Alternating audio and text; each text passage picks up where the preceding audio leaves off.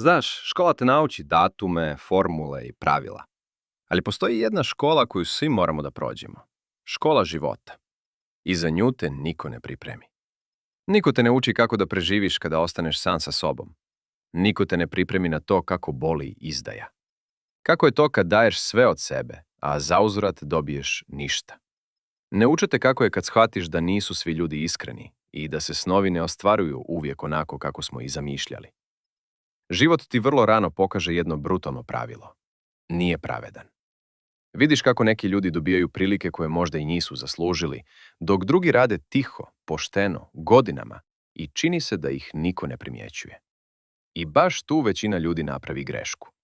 Počnu da se žale, počnu da zavide drugima. Na kraju odustanu. A istina je zapravo vrlo jednostavna. Život ne sluša tvoje riječi.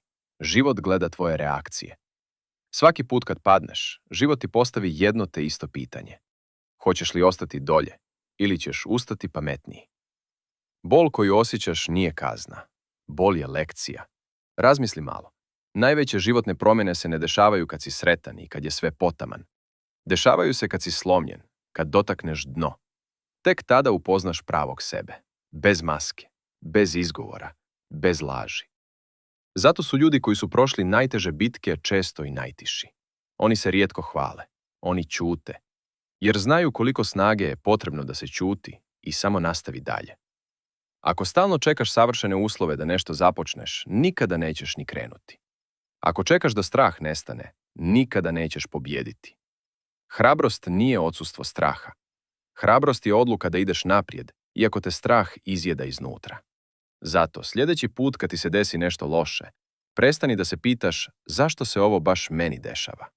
Umjesto toga pitaj, šta život pokušava da me nauči ovom lekcijom?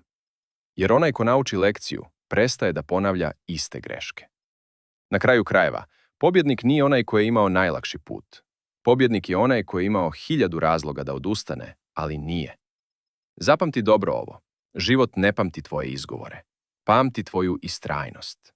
I baš zato, tvoja priča još ni izbliza nije završena. Hvala vam što ste gledali. Ako vam se svidio ovaj video, ne zaboravite da ga lajkate i And that's exactly why your story is nowhere near finished. Da se pretplatite na kanal za još ovakvog sadržaja.